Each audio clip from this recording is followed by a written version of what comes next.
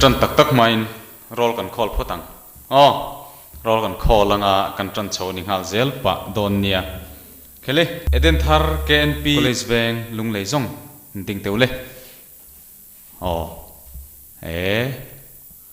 in chat mail the thol he mai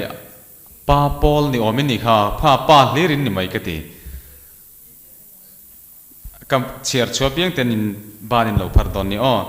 lal chuan oma pil ming thanga fapa ale thuzel ngal don nia ramdin thara silal rem tluanga fapa ale lal ramdin sanga sil muana fapa lal ro puya lal rem ruata fapa lal thianglima pil ming liana fapa vanl naka vil ming moya fapa lal thruai zela si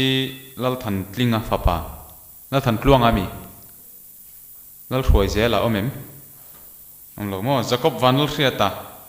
zomon zoli fapa mo ni chonal rin tluanga Abraham vanlal rin chana zoder maya vil rin muana le lal ram muana hi an lo tel lo tinani mo ole ti chuan thatte vinin tianga thiam bernin tum don ni le Mikael group KNP veng lai te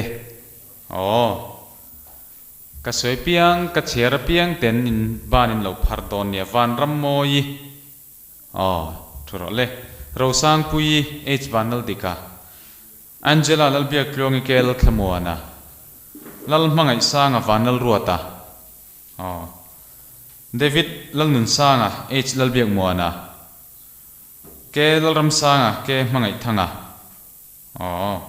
lal mal so ma sai lo sai jam le na sai lo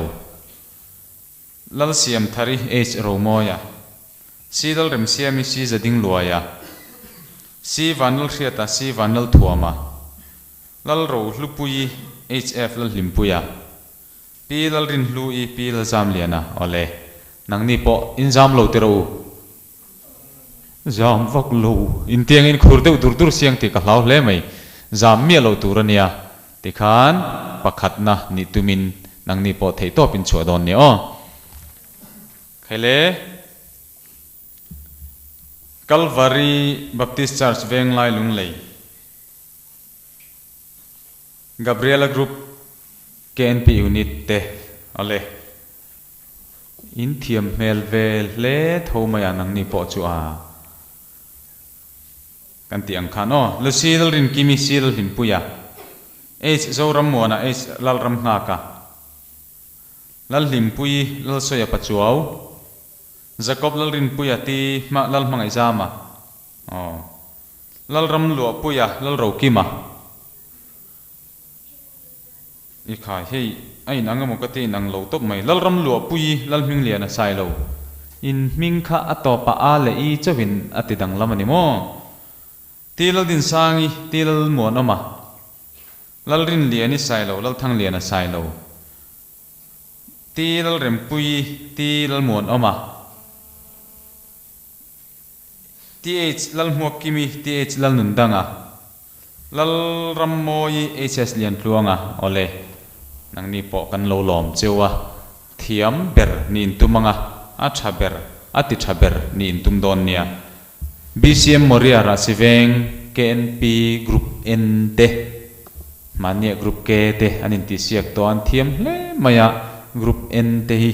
an thiam le via wangim ke lal mangai zuala ke lal sang liana ole lal limpuya si ka pranga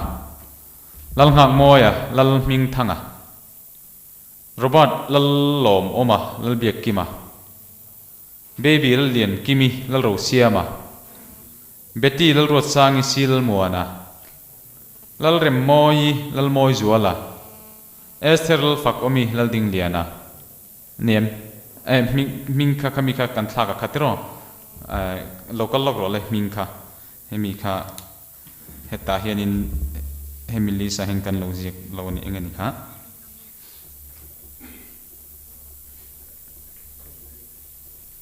mingkha ale lal rin omi lal puya fanu ani ale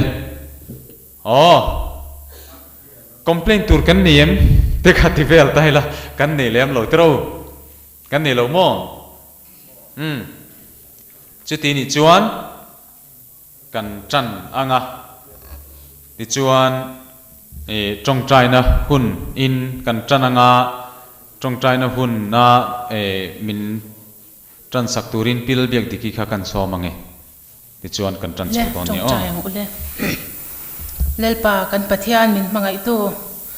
zadina hian lelpa helai hmuna naupang te te nen kan local khoma in hena lelpa kan thena kan dil thina zadina hian kan program te ti hloting thei tura bo ruak tha te lelpa hun tha te min pe ka wangin lom thu kan silcha lelpa heng naupang te te hian I thu an siat te an zir te le lelpa nang ma fak le choi moi nana lelpa faklan lo ron hlan tur te hi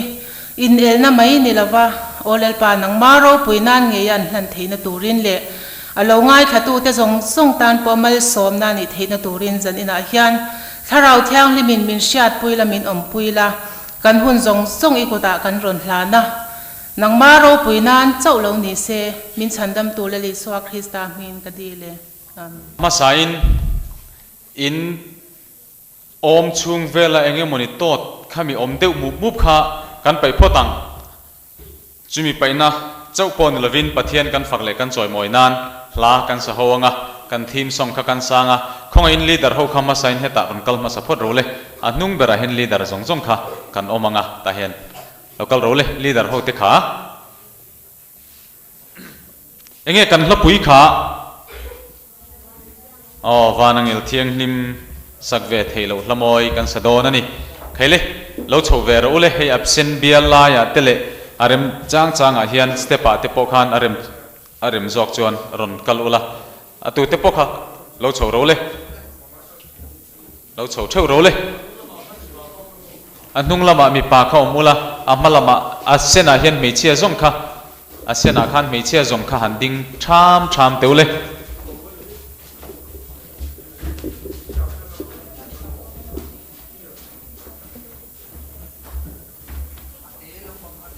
ate deu kha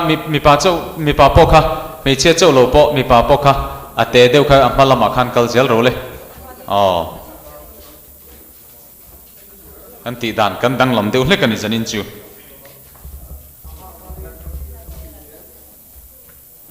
sira ti khan ding ula anuam don mange ti khan avan chatak em khele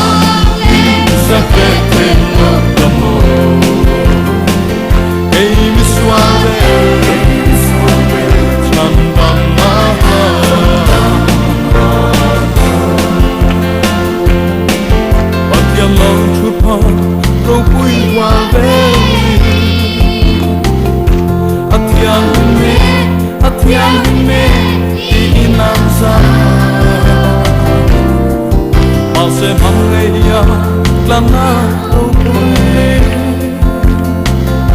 la moi kan ren hun chua angel vate am sapano angel pia in sate no amor kung ay mama amor del tu oh angel pia in sate no amor hey suave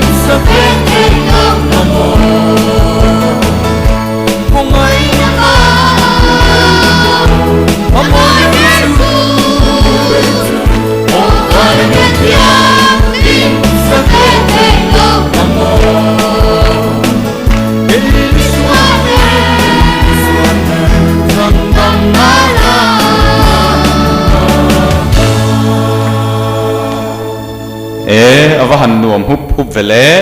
in chut na huna khan kal to ro le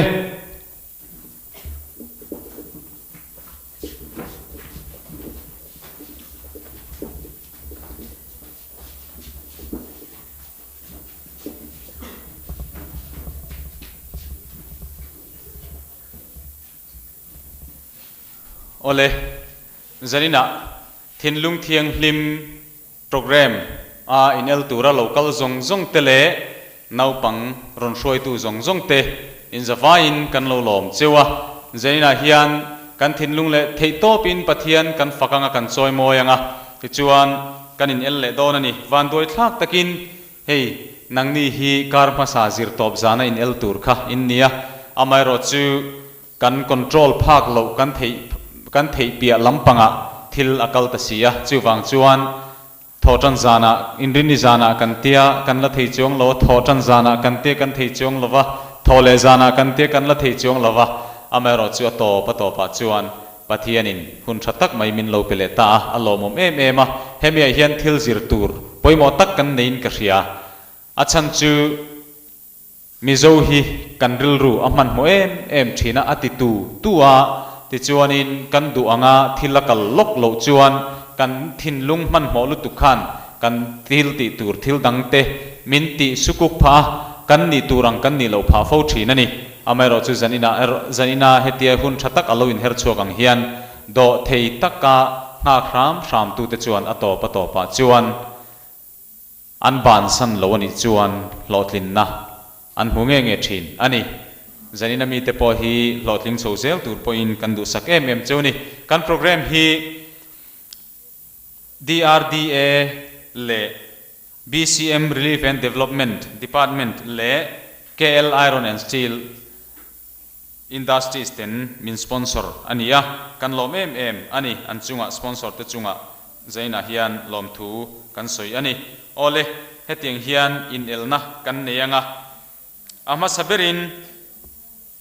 karon chuak le maito lem lovanga ama saberin solo KNP Edenthar Group 2 atangin kan ngai thla anga ti chuan recitation KNP venglai Michaela Group atangin anianga adot lea group zai KNP venglai Gabriela Group atangin anianga Bible quiz KNP Moria Group in atangin kan ngai thla anga ti chuan chimizo chuan group A5 leader chu KNP Moria Group leader kha kom na hun kan nei le dona ti chuanin kanin kom le lokanga khatiang khan hun kan mang don nia ole tuna in elna kan tananga chumi main kan thil le du chu in zam turani lova zam mi lovin hetila hinin tianga mike engemo chiang kuang lo le ilo pal alo om chuan hei tuna kadin nalai mike hi a thabik em a chu wang chuan hei hi ka on reng dona helai hian in vakalanga an hniam le asang khatiang zong kha nangma nin helai tang hian in control theime nga hi ro hi chulak son kan phal lova hei hi ti hian koi kula koi chawa khatiang ti thei kha ni a recitation a po atulani chuan enge chiang lo pal alo om ani chuan khatiang zong kha nangma nin adjustment in siamanga tuma du sakbi kan nei lova a that dan thei ang tur ber kha zon na chang in theu don nia ti chuan bible kuisa khan kan soi tak ang khan helama emo khilama emo khian hun khata in ding khom to mayanga bible kuisa tel tur zong te ti chuan chu ta tang chuan in chang thin to dona chu ba ka chuan voi khat ta chan nal turania second som thum chungin voi khat in chan na adik chuan zo na pakhata mak som in hu anga adik lo pala adik lo tat mai karon ti a in han soinon le second som thum chung khan in la soinon le man mai theya chuta in soinon le a alo dik chuan point nga in hu to thung don ani point som hu to lovin second attempt chuan third attempt kan phal don lo ani khele tuna kan kaudan in dot khan tuna hianin lo chuak ro le kaming chula chona mania can be eden thar unit gup tu rang local kani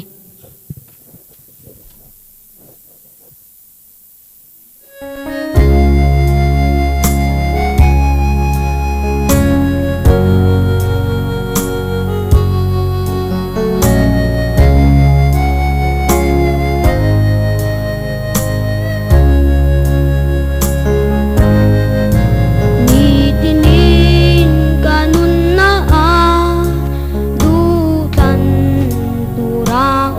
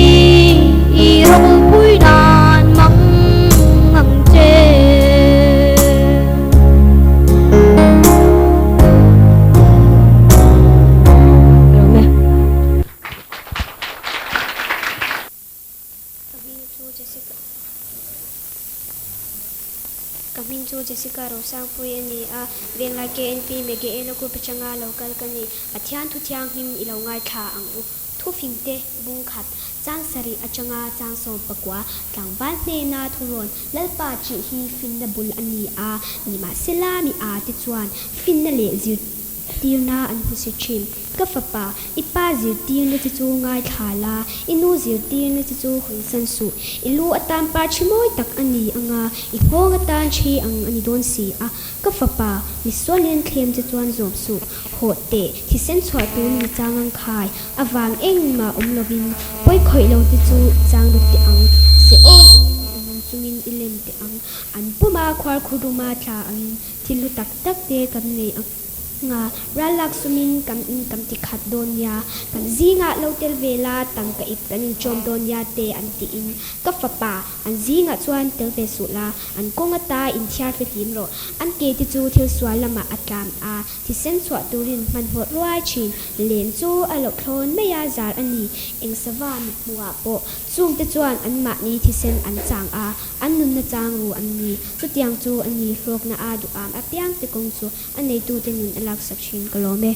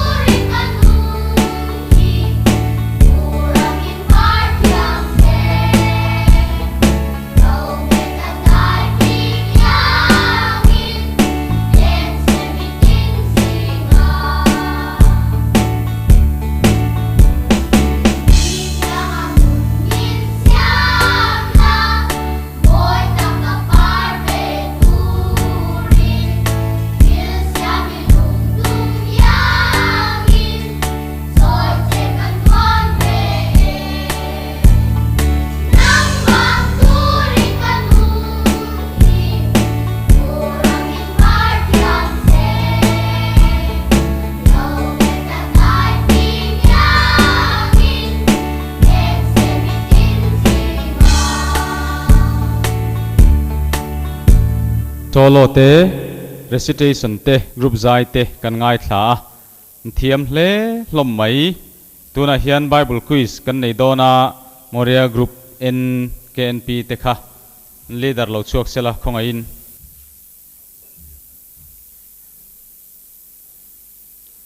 ole khami chunga tangkhan number 21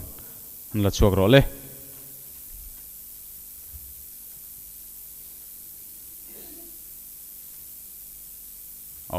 hele quiz ti tur te khalo kal ro le lama hian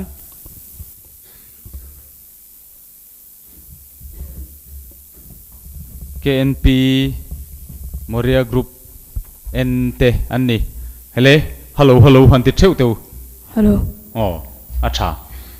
ti verole hello ti verole hello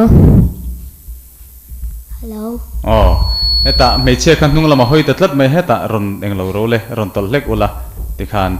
khati khan in kian lovin in chang zelanga chang turapiang khan hei helai kha in ei de uzo zo ngamo helai hi hemi abo ka kha ti chuan in a fi amayang in ringem ring mo ani in banding lam han pharteu in rin chuan ti chuan ani le in ke velam khai tian han khai bok teu o acha ti khan in zam tur zong zong khati bo vek ro o hele in zo na kan zo don chewa zo na so ma oma ni danga te point low en to thinin kan ringa kan program chunga tang te po chuan in se to tura kan ngai a chuwang chuan kan chan ngal mo mo pang in zo na pakhat na zo hana khan engin nge a baptist thin tuin adik mak so man muni tuin zo hana na baptist thin ti zo hana bung khat chang ria ta kan muni in zo na pahni na Judai ram le Jordan rala mi pui ho te na khan I suan in Thinlung khau awangin sin azia sakche uni ati kha enge ni Isai le kabuzia adik lo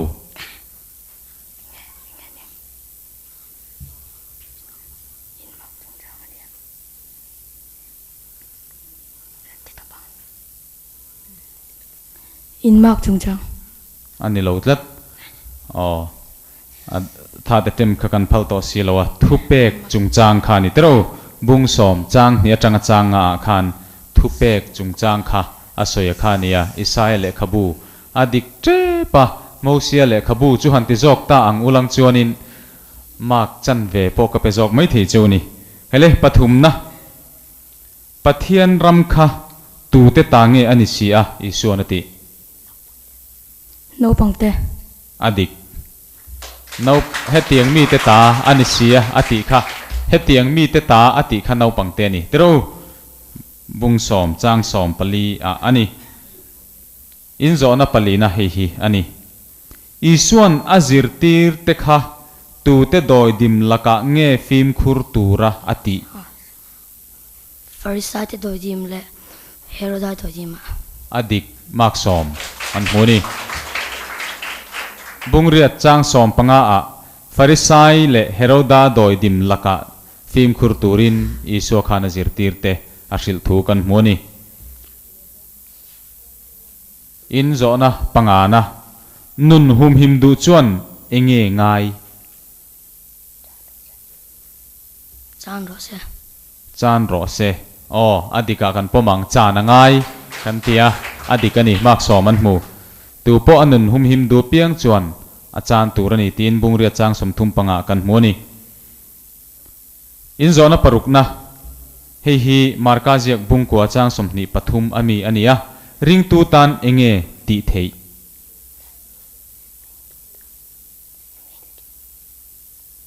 engkim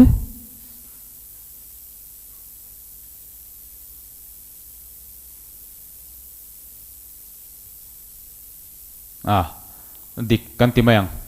engkim enge ti thei ti khani engkim ati thei ti le engkim ti kha in ang reng ome mak som kan piang khaile hi bunga chang thumna ami kha ani ve ta thunga gerasin ram huai pai kha engin nge an phor thei lo khai diet le kolte engtin mo khong en han repeat le lok khai diet le kolte khai diet le kolte ti tak mai kha om lo tlat maya khai dietin ti ania an phor thelo kol chuan an phor ngai lowa mo chuwang chuan mak nga ka paisak cheu ngai tlat ani kol chuan an phor ngai lo tlat ani khai dietin ale mak ngai hmu e pariat na in zo na pariat na hi ani mei chepakhat thipu ta dam lo kha kum engzat nge adam lo kum som le kum ni adik full markin hmu Nazareth khwa ami te kha isua chunga an lungoyem lungoi lo adik an lungoi lo ol deute har deute hi atel no kania kan koi sona hian an lungoi lo ani hi in zo na top ber chu ani Herodi fannulam khan lal heroda nena khan Herod te pokan tiang chu Herod ifanu lam khan lal Herod nena enge adil zo hanalu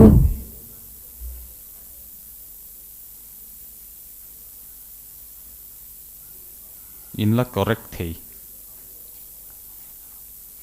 adik lo ni chong lo full mark muturin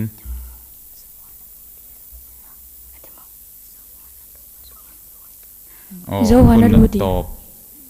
huna top tlat mai angai chen in ron soi zo hana sang sangan oma baptist tu zo hana kherani chuwang chon mak nga ka pe ang chu zo hana lu ni ringot lo tlat ani zo hana sang sangan oma baptist tu zo hana lu ani ole tikhanin in point mu za chu in how to ten an lo chin che khiau in karing ani hele kan puang kherlowang ole in thiam lu tuke wakal le tor ulein thut muna khele moria ken p leader local selangin iming minan thil phote khongain ang kamheng chu ram lana pachuaw ani lal ram luna pachuaw ania enge engna nge itho tuna hianin lunglei government college hian third year BA kasir zirlai ini chuti chungchuan zirlai ni chungsi in KNP leader iron tanganaw pangte i han boy puya midang po in leader dang te po chuti ang chu an ni nok karinga enge in lo soi ho em ka hrelowa eng na thok ni tan nge KNP leader ni hi harsa berang ka ti don nge hetia in na thok in thil ti chi sang sang om chung hian naupang en kol hi enge in mu dan in boy pui viau nge nuamin ti nge harsa in ti nge khang khaminan thilte khongain okay mani hi chuanin midang chuanin ka hrevelowa masenge ke mani mori unit KNP big ang hetianga tan chuanin hroi tu te kanin potla kan zawain ami malang panan soila ke ma hi ano pangber kania chuanin thenga chu kan kaushana rongbol tu te khatian de kha nita masengin ano pangle aupa khatiang khatu ma kanin thliarlowa hroi tu te zinga chuanin hanin ke mani kan tho ho na sim sim he nuama tin kan na tho na hianin kan tuitlang ni booking ka sia chon inge ke mani kan thil tina apianga pathian rong kan bol ani chuanin thataka kan bol khanin ke mani ta na tha tin eng thil pot tila eng na po thokila eng po zirila pathian rong bol tura kanin pe ni chuan ahun le amhuna oma chuwan chuanin kan hunang kha chu kan spare thia ve mai thin alo mom hle mai thil pakhat che ka zor le du tlat che thil pakhat che nau pangte tan engimo lom man point siam ani mai thei engimo ti sak in nei ani mai thei chung zinga chuan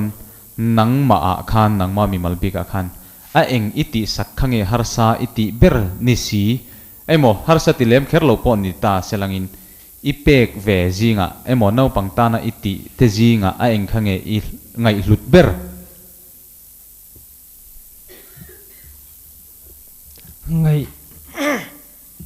ngai hlut ber han ti chuanin an mani ta na ka tong trai sakhe anyway chu ta ka chu ka hriat du chu ni an mani ta na kan tong trai sakhi a hluem em ani tong trai sak tu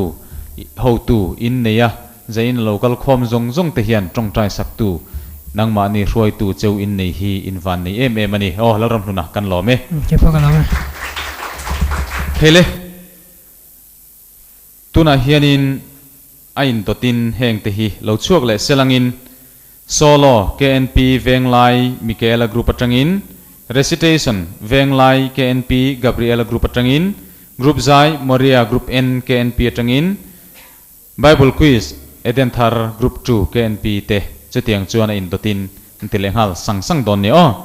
kaming chu pila chin chu ini KNP venglai Michaela group atanga local kania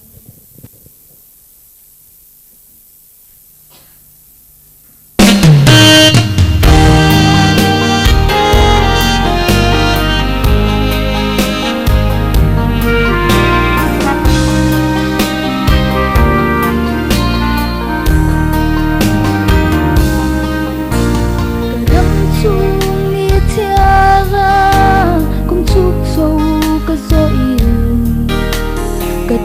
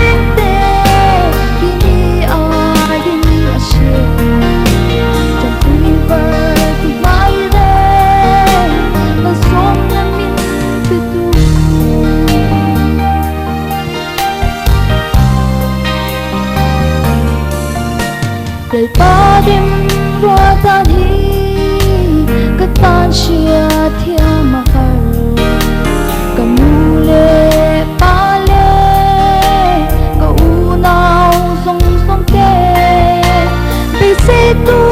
ban nom lo ka hun kal se la po để thấy có ông hi ka tan mal som na so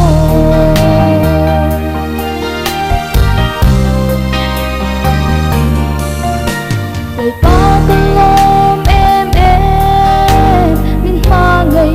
avan ka din pha ba ka na som na ka don te ka thiam chi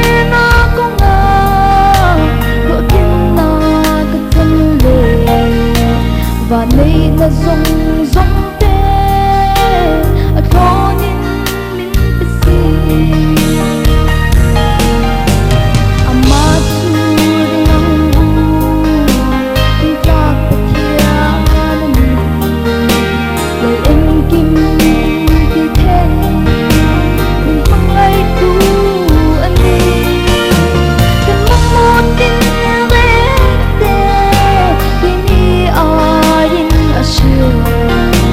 trong tuy bờ thì lại đây mà sống em in tiếp tu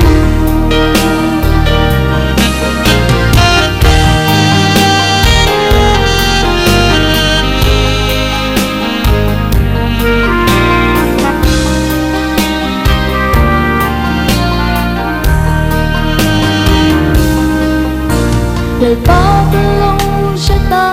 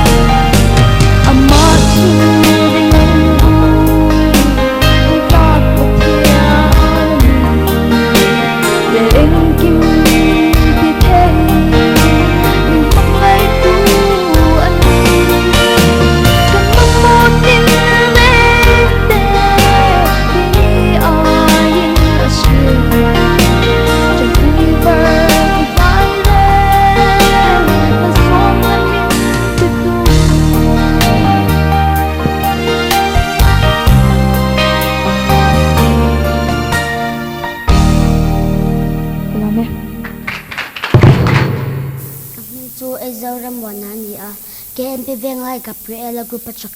achanga local kani pathian tu Thianghlim ilo ngai tha ang u thu fingte bung khat chang sari achanga chang son pakwa tlangwal he na thuron lalpa hi fin na bul ani a nima sala ni a te chuan fin na le zirtir na an husi chin ka fa pa ti pa zirtir na te chu ngai tha la inu zirtir na te chu hoisan su ilu atam pa chimu tak ani anga ingong atan chi ang ani don si a ka fa pa swalin an thlem cha chuan zom su ho ti thisan chwa turin I changang khai awang eng ma om lovin boi khoi lo te chu I chang ti ang se all angin anung chungin ilem ti ang an puma khwa khuruma tla angin thil ho tak tak te kan ne anga ralak sumi kan in kan ti khat don ya kan zinga lo tel vela tang ka e pan chom don ya te an tin ka fa pa an zinga chuan tel ve su la an kong ata in char fi sim ro an ke te chu thil swalama atlana thisen chwa turin an pan mo right chin len chu alo thon me ya zar ani in sabamit mo a po chum te chuan an ma ni thisen an changa an nun da chang ru an ni chu chang chu ani hlok na a du am apyang te kong chu ani tu tanun alak sakshin halene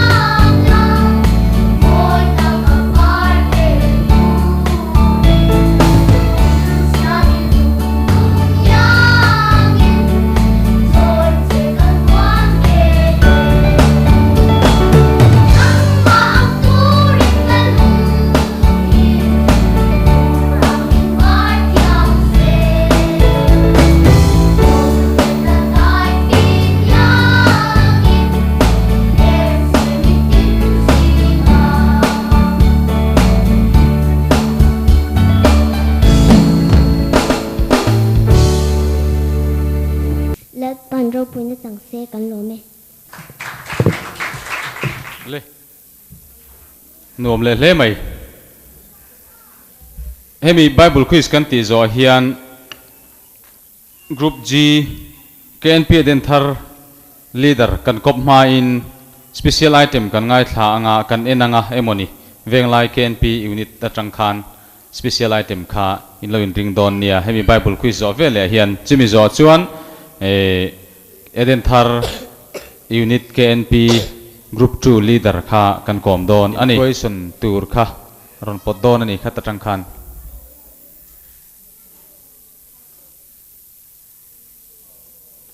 Number 4 อันนี้เ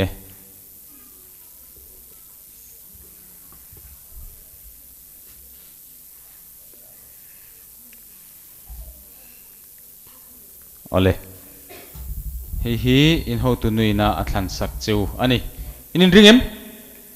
เคลมินไหนเดือดเล็กเดือดไม่ค่ะชาข้าติตูร์ข้านี่เขามีดังเปิลอินเรียตูร์จูก็ไอ้สันฮีก็รีพีทดอนโลอินเชียงโลนี่จวนคงไอ้ตะกินหันสวยนนเลเตอินติจอกอ่างไงนี่กันติค่ะ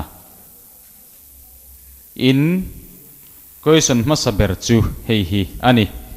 กรีกนุปขัดรินนาอวางงินตุงเอโลดัมตา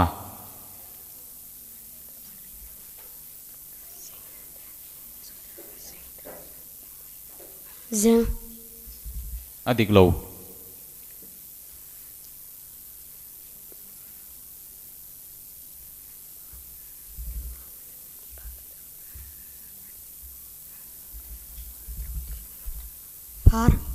อดีกโลดลัด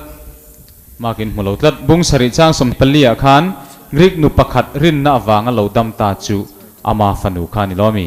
อาฟันูนี่เตโรเฮเลอินโซนาปันนีนะฮีอันนี้อินง่ายถ้าเชียงเทียมบัพติสตูโจฮันอันมันคานขอยางเงอันดา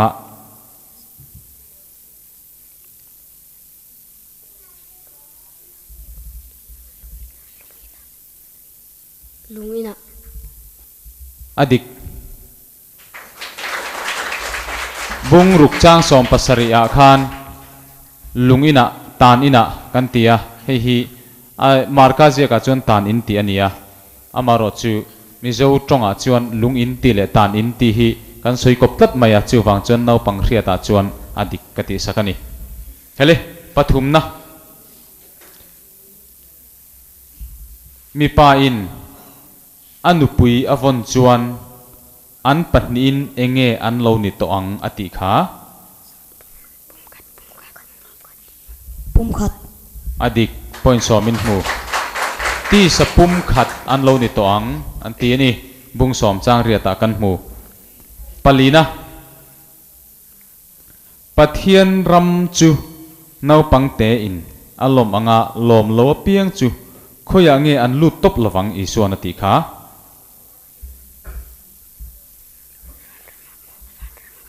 วันรำะอดิกโล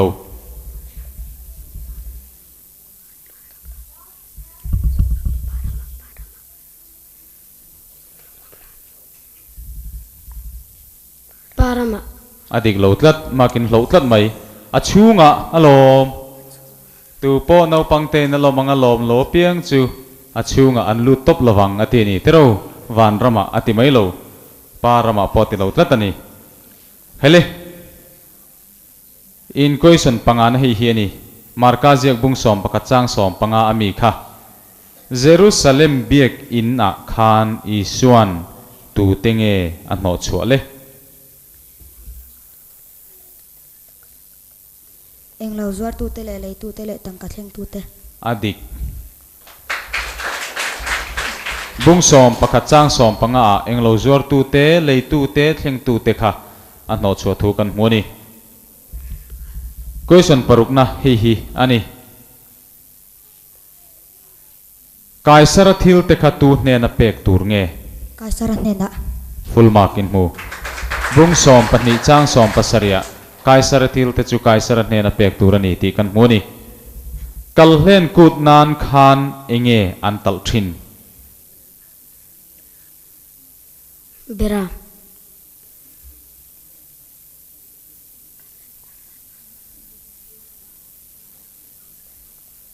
ai chiang le zual om thiem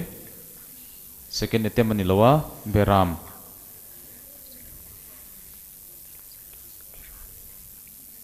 beram đâu adik tlat full mark ani khakachu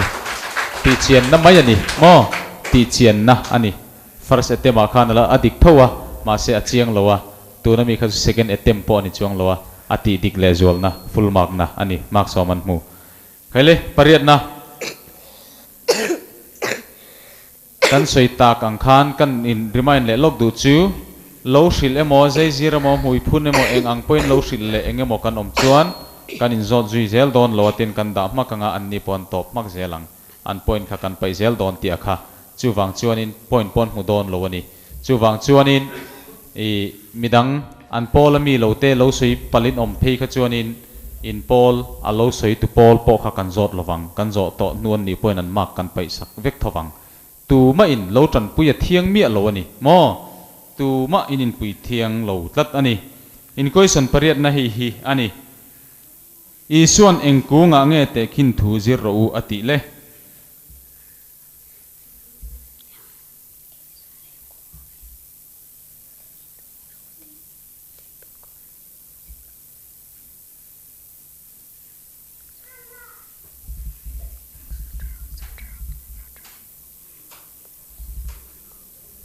khua sang kham không ai suy thoại lại thèm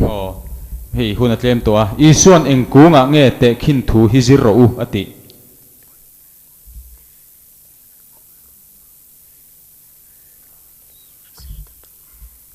hun a top tlat thei pui ku nga ani bung som pathum chang som hi pariata kan mu pakwana bung som panga chang som thum pali mi kha ani don ani hi Eloi Eloi lama sabak thani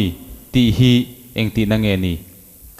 kapathian enga nge min kalsan adik full mark in huwe in question top na ber hi ani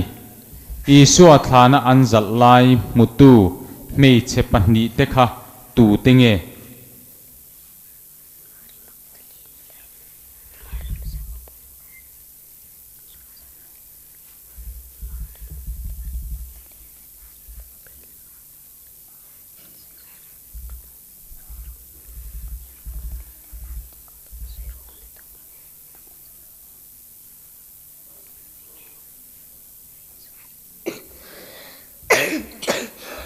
huna top tlat mai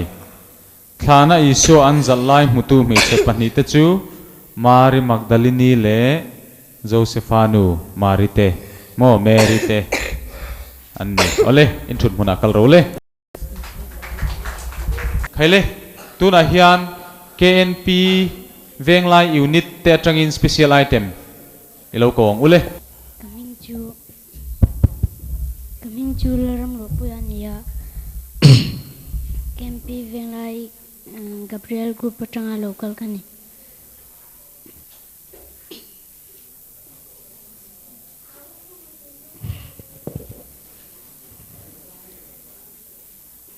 Masain Thinlung Thianghlim enelna a local khom zong tele lai muna local khom zong tele bilama muchungte chutung te man lo an tu zong ten hena lom tu ka soya hey Zenith link ante mane enelna Thianghlim an bo saya an bo sai na hian Thinlung Thianghlim enelna an bo sai piang lama NAUPANG te enelna an siam sakhe teni me zo papol te chuan tha kan ti in alom puyam hle ni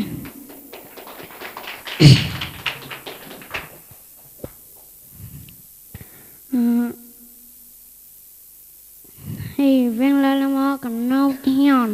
an lok pui hle ni kan lo sia an lom puyam takrit ni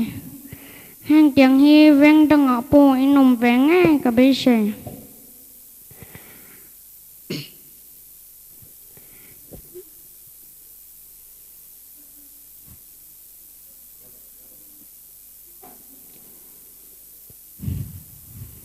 Hei Thinlung Thianghlim in elna hi kumtin Eldo hian buat sai thei ulatin buat sai na in ti siang na turata na in buat sai na in nei dan toy te in khong in minan thuk te le nia kan in buat sai dana chuanin KNP jing kan in khom te le tlai lampang jing in khom ni lo hemi KNP NAUPANG ho school bana hian a theiang angin leader stand kan theiang angin kan puya kan zirtira tin in rin nia te kan hunol nei dana zirin ni lengin kan tirin tun power supply han khai lakhan eng ang fakawin nge a effect cheu kan buai khop mai kan han kala NAUPANG te ten ni hei kan nau te hi in nga khom na tur kan te Eldo lampang kan an phone ma sa dar sari thleng lo ngak ula an tia chuan in nga khom na khan dar sari thleng ka chu kan an ngak ta thina zan thum chu kan ngak thlona a zan li na tura kha chuan in NAUPANG ho kha mani ina theu ngak ula ruk le chan ve thleng chu ta karen om lo ni chong kan thu top mayang kan te min ti buai khop mai chu tiang chu apoi kan ti tak me wa ke ni po kan buaya a ke nge po ser kona dai ka oma achangin hetilaya ka chuk thau ka achangin ina ka ha ka chu tiang chuanin ke bai ang deu hlekin kan om tlat lom me tu te po kha kan an pen dona le lam in min lo buk le khati reng reng khanin kan om maya poi kan ti em maya amaro chu hei zanina thade vinin ron ti chole theya kan lom em a du sakna kan hlan cheu ni e kan lom e ole tuna chuan in elna kan chun zom le main NAUPANG te zun ram han thier du te le a hei boruak up taka te kan oma chu wang chuanin pona han chuak zokila khua te lumbok sia ti chuan minute sari tiang minute sari chung kan chuak wak zokanga ti chuanin kan chun zom le don nia venglai unit atangin Gabriela group te an lo chuakanga recitation Moria group KNP group N atangin group Zai eden thar unit KNP group 2 Bible quiz venglai unit KNP Michaela group te ain dotin lo chuak le ro le Kaming chu Lucy le ring kimi ani a venglai KNP Gabriela group changa local kani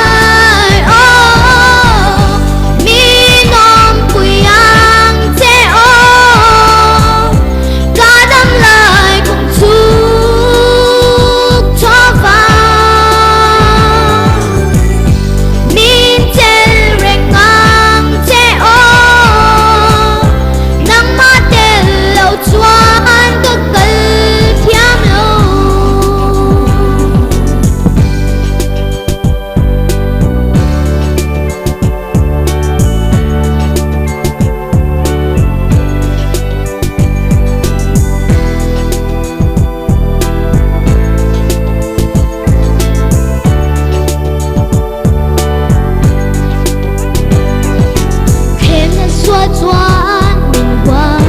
ringa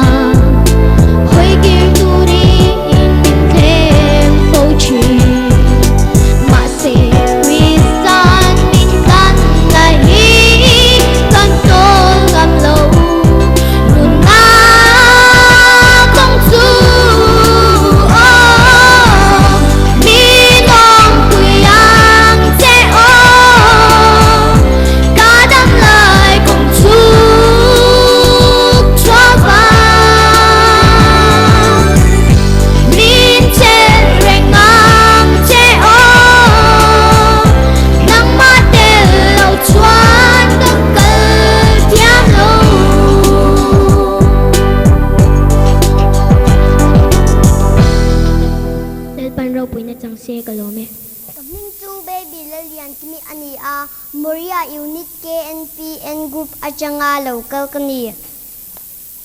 pathian thu thianghlim ilo ngai thang u thu fing te bung khat chang sari achanga chang som pakwa tlangwan hne na thuron lalpa chi hi fin na bulani a nima salami a tu chuan fin na le zirtin an musi chim ka fa ipa zirtir na chu ngai thala inu zirtir na chu hoisan su lutam pa chmu tak ani anga ngawatan chi ang ani don si a ka fa misualin an khem chuan zom su ho te tisan chua turin ichang khai awang eng ma lovin poi khoi lo tu chu ichang tiang se all angin anung chungin ilem tiang an puma khwar khuruma tlangin chilhu tak tak te kan lenga ralak sumin kan in kan tikhat don nia kan zinga lotel vela tangka ip kan in chom dom nia ti anti in kafapa an zinga chuan telve sula am kongata in thiar film ro am ke de chu thil sualma atlana tisen chua turin an man mo rai chim len chu alo thon maya zar ani eng savamit muwa po chung de chuan an ma ni tisen an changa an nun na chang ru an ni chu tiang chu ani lok na a duam apiang te kong chu anei tu te nun alak sak chin lal pan ro puni changse kalome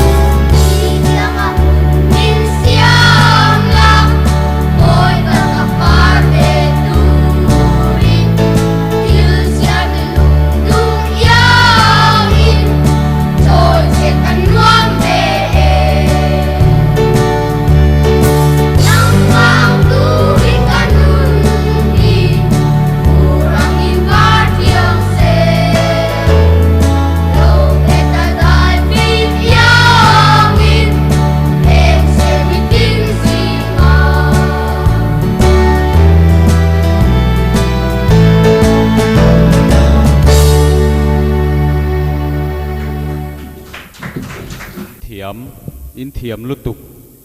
theu zel maya zats kan ni lo hi kalom khop mai tu bernge ka han ti ti rang ka thiam lo e khai size chini dewi na mani mo a kual pap mai in chak toem อ๋อชาอาเตปนี่อเลียนเบรินอาเตปนี่เป็นเจียขจรชาดอนโลดิกดอนโลจู่บางส่วนอเลียนเบอร์ขันหันกุนเดียวเรื่องละฮัลโหลฮัลโหลหันติเตฮัลโหลอ๋อชาเฮเลกันบีเกชิปีลำปังขานูลำปังอัจฉินหันติเวโรเลฮัลโหลอ๋อชาเลอาเตปนี่ขันฮัลโหลหันติเวฮัลโหลอาชาอาชาโดนครบไหมฮัลโหลอาชาอินเทียมโดนลุตุเกเตียงข้านินฉันโดนอินรอนไฮเจลโดนเนี่ยอ๋อเฮเลกรุ๊ปลีดาร์ข้าคงอินโลกัลเซล่า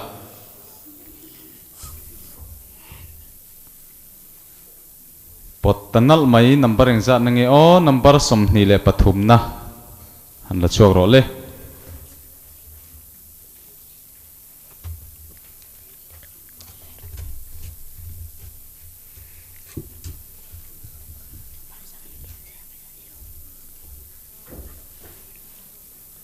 โอเลงอยเทียบตูร์ตีไลบุกค่ะกันนั่นเสียนนเลยอันนี้อินริงเอ็มอ๋ออินริงเอเฮ้ยโอ้คุยส่วนมาสับเบอร์เฮ้ยอันนี้เกรบหัวในตุยนเอ็นกอลตูเตนเนน่าบอยอติร์มาสักเบอร์ค่ะเอ็งตินเงอันโลติ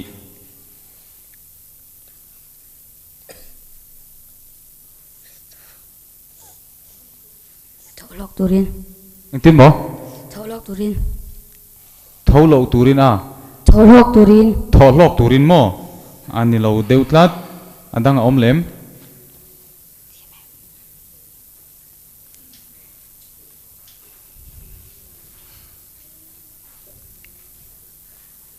โอ้หุ่นตอบตัดเจี๊ยไหมอันเหลวมันนะอันเวล่ะกุดรัวกินนั่นกัลตีร์เลยนี่เตรูบุงสอมปนิจางเนี่ยจางทุมาคันขมิถูกกันมัวนี่ใครเล่กุยสันปนินะอัตบเข่งาตัวไปอเปียงเตคะเองตินเงอันอมัง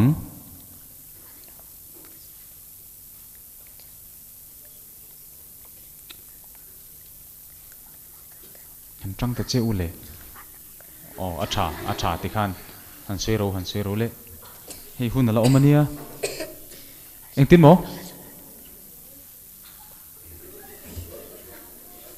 หันเซโรเล่สกินงาลีทุ่มโอ้หุ่นตบตัดลัดไม่อัตบเข่งตัวไปเปียงเตจูฉันดามินันอมังตีอันนี้บุงสองปทุมจางสองปทุมอาคารเขากัดก็โอหิมเทเทโลมีเทเทโมเจียงเดวินโลง่ายทารุโองุนเดวินข้ากันโลเรเทียบเป็มกันเรเทียบโมมุนรังอะเองงี้งังลัลอิสวนติลีร์อ๋อลีร์เต้งฮีงังอาชายฟุลมากินหุตาอัตโตปะจวนฟุลมากินหุตไม่ลมอินกุยสันปลีนะฮีอันนี้อิสวาคานตูเนนะเงบัพติสมาอาจารย์บัพติสมาสวนะอดิกฟุลมากินหูบูจิตเทตูบูจีค่ะมุนลีลายอัตลักถูกันหัวอัตลักนับมุนนิตัลหันสวยเตวเลยสมรุกเตสมรัตเตอดิกโลดลัด second attempt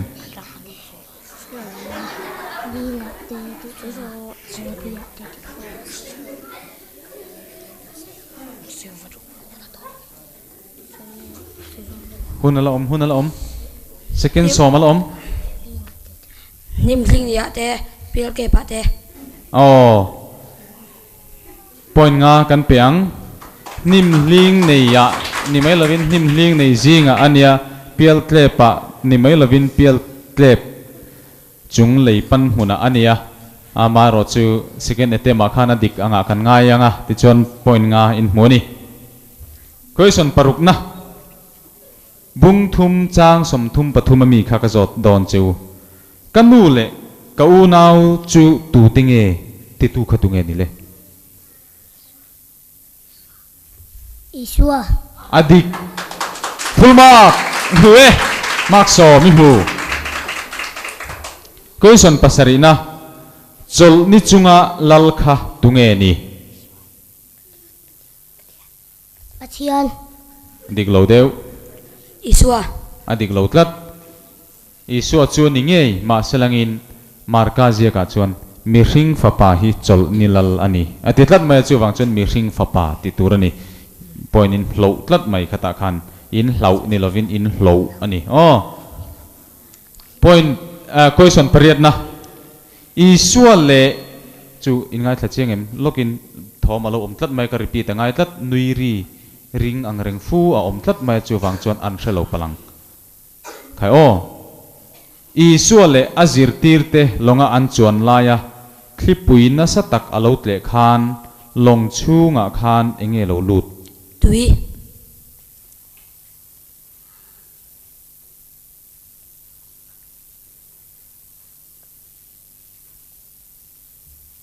tifam kim ro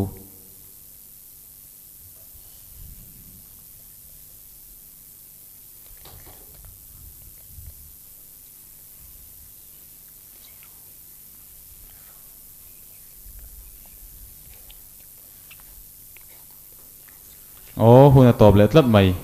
point nga ka peng chu tui phone te chu long chunga chuan nan lo lut lupati nia tui phone ti khangai tlat mai ma selangin tui ti kha point nga ka peng chu hele a top na ber I suan nau pang thi a kai tho kha mi in ria se ati nge hrelo se ati Hello Seti full mark mark so en hule ta in thiam hle mai ole wathu to ro le up engmong ro lok khong in local lok ro pakhatalangai ti tlat maya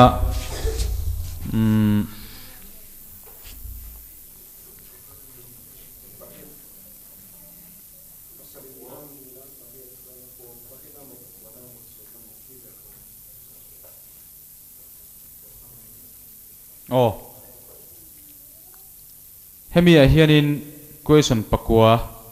che alo om palani chuwang chuan question pakua che oma adanga mi ka puk ruzok mayang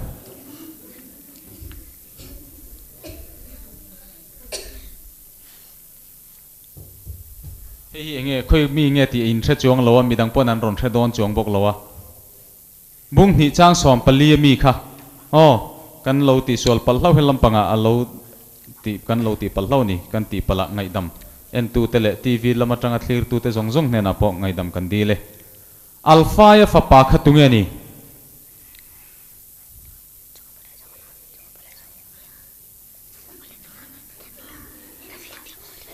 Levia full mark kan huleta khai kan lo sot long ti hlom le mai ole alo mam lu tu ke wathu to ro le kha mark point score tam ta le mai thin khop mai adik lo chan kha kan hriat dan ani chuan chan lo top ai chuan adik lo po ni selangin han chan hrim hrim kha hoi sen namin pe a thaviau ani ole tuna hianin group ke leader kha kan han kom le lok dona chu KNP venglai Mikaela group leader kha ani dona khongain local selangin Arlal mon puya in unit KNP in ti siak na te emo enge mote in ti venual to thinin karinga ke po kumenge mozat KNP leader a hen kom ve to thina chunga chuan in thil ti ho na vela tuin nge han host deu per thin hos deu te kan secretary nula sirin liane kho ani deu mai a jvm zai khop mai ngatingi ron cho tir jok lo ona kina ama lo chok ve donem done khat zoka tha don hle mai nau pang hian thil dang dei kan zot don cha ka zot don cha tun la hian hei tuna in elmek lai te le anni ayatle marual u deu hlek ang chi te hian tun lai khovel fin na mil hian computer an khoina sa em to a chu tiang chia chuan mobile phone nei du na te nu le pa te ta lo pai du na ril ru te an lo nei hial tamaya an ma ni na nei ve ten ngen ta hial maya hemi chung chang hi KNP leader ten in soi ho to ngayem tiang lampang tak chu kan la soi ho mi lo mai enge nang ma mi mal ngai dan khong ain ka ngai dana chunin at no pang a hi chun ala tul lo ka tia e tin thalai tam taka po hen kan soi kai deuh du anga e at thalo ka ti khop maya bikin chung tun ma nuam zalen taka in khom thin kha bikin chung a po ti khan bi kan in khom ati boi fo maya chuwang chunin puitling pon khateng khang an boi pui chun no panga phei chun angai nom lo sam sima kha a thalo ka ti a dik khop mai ole ti chuan lo second round lo lut ta ang ula enge indil ruput mang ni ang kan lom viau anga pathian tel lo chuan engma ti thelo ni wang khanin pathian hen lom thu kan soi ma saberanga chin round le ai sang jok thleng tur pang kan bot sai le